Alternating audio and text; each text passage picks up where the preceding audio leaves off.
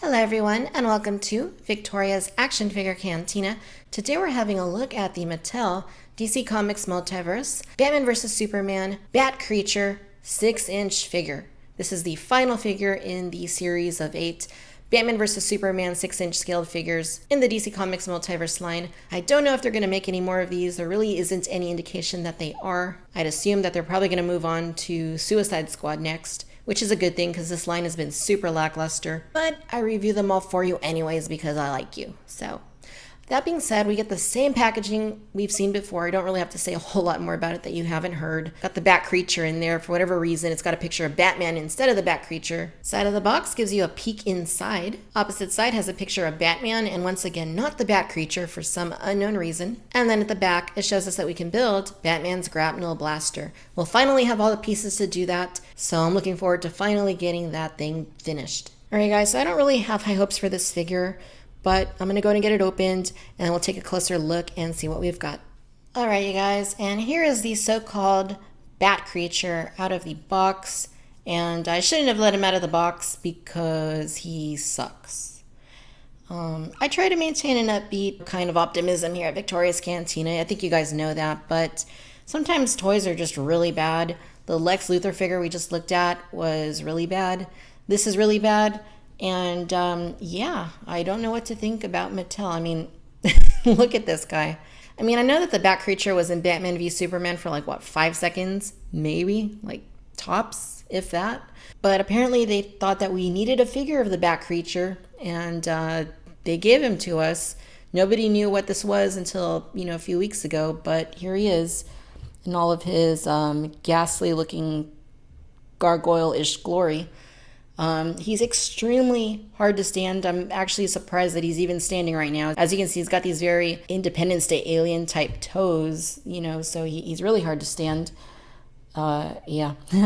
I mean, it just doesn't look good, you guys. I mean, I can appreciate that they wanted to do something a little different and a little something that was unexpected, something from out of left field, but this just isn't what we wanted.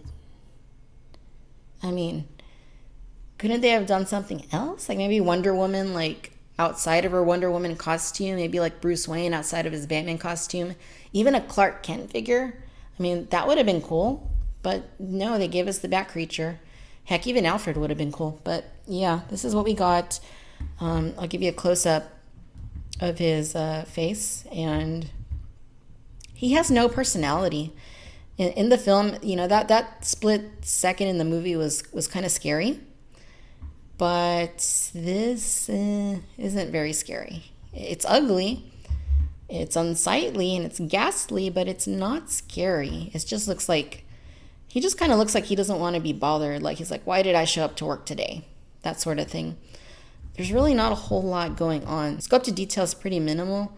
Just looking at the head there, you can see it's very light on detail. I mean, they painted the eyes, they painted the nostrils, and there's the hair, which is just wacky beyond belief. The ears have some color to them. Yeah, I mean, this, I don't know. I guess this is what it looked like in the film. I don't really remember because it was so short, but I kind of remember it being a little scarier and maybe a little darker.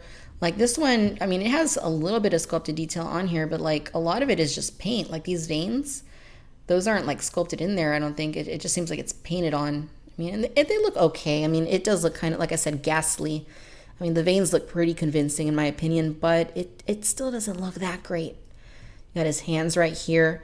Well, the hands are nicely painted. They have some pretty good shading to them. Those do look pretty good. The feet, why did they have to put that number right there?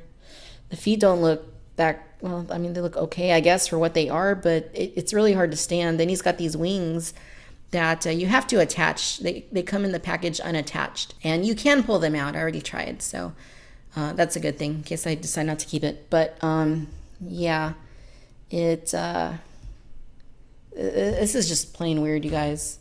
And like I said, it's really hard to get it to balance. This is just, ugh.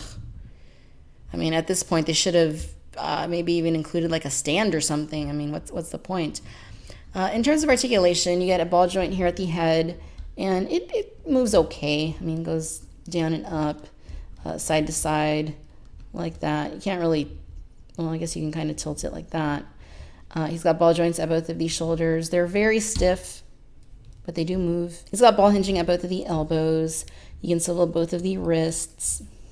He's got a ball joint here at the torso, and it gets a pretty good range of movement, but again, you can't really do a whole lot with it because it's really hard to stand. He's got ball joints at both of the hips, and they move okay. A little bit restricted because of the wings, but he's got swivels at both of the thighs.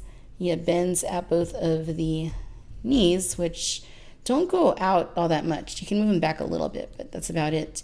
You get bends at both of the, I guess we'll call those ankles, and at the foot you also get a bend. You can't spin it, unfortunately. You can bend it, but you can't spin it. If you could spin them, and if they did have the ankle pivot, you could probably position him a little bit more easily, but he doesn't, and there aren't any other accessories included in here. I mean, as far as I guess he wouldn't need anything, right, because he's a demonic bat creature. But you do get the final piece of the grapnel gun. That way we can finally complete that after all this time, and I can do a video on it. And yeah, so this is the last piece. I'm going to go and get that assembled, and then we'll take a look at the grapnel gun. I did want to give you a comparison of the bat creature alongside Batman, but I can't get him to stand, so that's about as best as it's going to go here. They're about the same height, give or take, but this one doesn't stand, which is kind of a recurring theme in this toy line. This is just a huge letdown. I mean, like this entire toy line for Batman v Superman, I mean, it's just bad. Like I said, no personality, pretty blank looking stare. There is some painted detail. There's not a whole lot of sculpted detail, but they could have given us something better. I mean, if they had to do the bat creature, they could have given us a better one. Look at the tail right there. I forgot to mention the tail earlier.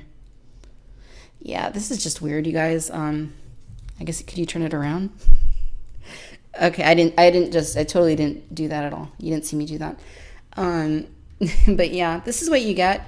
Like I said, it is extremely hard to stand. You kind of got to find the right balance in order for it to stay put.